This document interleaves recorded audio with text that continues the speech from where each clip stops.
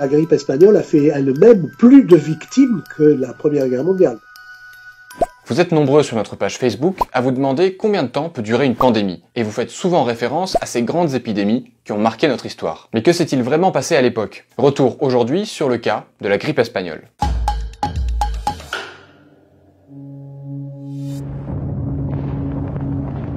« 1918. Depuis 4 ans, la Première Guerre mondiale fait des millions de morts. Mais le conflit est à un tournant, les États-Unis viennent d'entrer en guerre pour soutenir la France et ses alliés face à l'Allemagne. Et c'est à ce moment-là qu'une grippe jusqu'ici inconnue fait son apparition, le H1N1.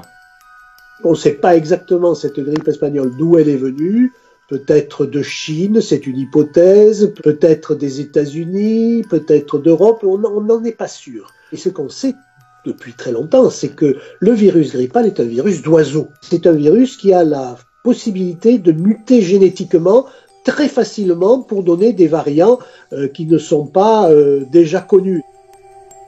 Un premier cas est officiellement signalé dans un camp militaire du Kansas en mars 1918. La grippe gagne les troupes américaines qui débarquent peu après en Europe. 2 millions de soldats venus en renfort contaminent alors le vieux continent en quelques semaines. Toutes les armées sont touchées et affaiblies, pourtant, à l'époque, aucun gouvernement ne communique sur l'existence de cette épidémie. Aucun gouvernement, sauf un. Survenant alors que l'Europe était en guerre, et chaque pays en guerre cachant son nombre de victimes, puisque c'était un secret d'État, l'Espagne, qui n'était pas en guerre et qui, comme vous le savez, était neutre, elle ne cachait rien du tout. On suivait régulièrement la progression du nombre de cas, et donc on a fini par dire, mais c'est eux qui en ont le plus, donc c'est la grippe espagnole. Jusqu'ici, la grippe dite espagnole affaiblit beaucoup les personnes contaminées, mais elle ne tue pas énormément. En juillet 1918, les gouvernements européens considèrent même que l'épidémie est terminée. Pourtant, elle ne fait que commencer, car le virus a muté. La première vague, qui était très contagieuse, a été assez bénigne. À partir d'octobre 1918, alors ça a été la deuxième vague, et elle a été extrêmement redoutable. Et c'est là qu'elle s'est répandue au monde entier, de l'Extrême-Orient jusqu'à l'Australie. En septembre 1918, la mortalité du virus devient 30 fois supérieure à la normale. Les personnes contaminées décèdent en quelques heures, foudroyées par la fièvre et la pneumonie. Signe particulier de cette grippe, une mortalité très élevée chez les populations entre 20 et 40 ans. Il faut dire quand même qu'il y avait des circonstances favorisantes.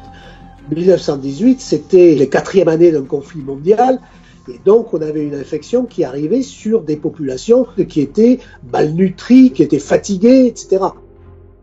Pendant la guerre, il y avait ce qu'on appelait la propagande, et la population n'était pas informée. La pandémie est arrivée dans les villes, les unes après les autres, eh bien la population ignorait à peu près ce qu'il attendait, et elle ne savait pas ce qui s'était passé à côté. Paris frémissant criait sa joie, saluait les héros, chantait la victoire, acclamait la paix. Le 11 novembre 1918, l'armistice est signé. Des milliers de personnes descendent dans les rues pour célébrer la victoire. Des rassemblements qui ne font qu'accélérer la propagation de l'épidémie. Il faut attendre plusieurs semaines avant que les gouvernements imposent enfin des quarantaines et confinent les malades. En 1919, l'épidémie finit par reculer grâce à ces mesures. Les populations sont encore sonnées par la Première Guerre mondiale qui vient à peine de s'achever, elles comprennent peu à peu l'ampleur des ravages causés par la grippe espagnole en un temps record. La France compte plus de 400 000 morts, la plupart entre septembre et novembre 1918. Le monde vient donc de faire face à la pandémie la plus meurtrière de l'histoire. À l'échelle mondiale, en seulement 2 ans, elle aurait fait entre 20 et 50 millions de morts. Au moins 2 fois plus que la Première Guerre mondiale. L'hécatombe causée par la grippe espagnole va amener la communauté internationale à créer un comité d'hygiène, l'ancêtre de l'actuelle OMS, l'Organisation mondiale de la santé. L'un de ses objectifs est d'éviter un éventuel retour du virus H1N1 qui est loin d'avoir disparu. H1N1, il existe toujours, on le voit apparaître de temps en temps, mais pas avec cette virulence qu'il a eue au moment de la grippe espagnole.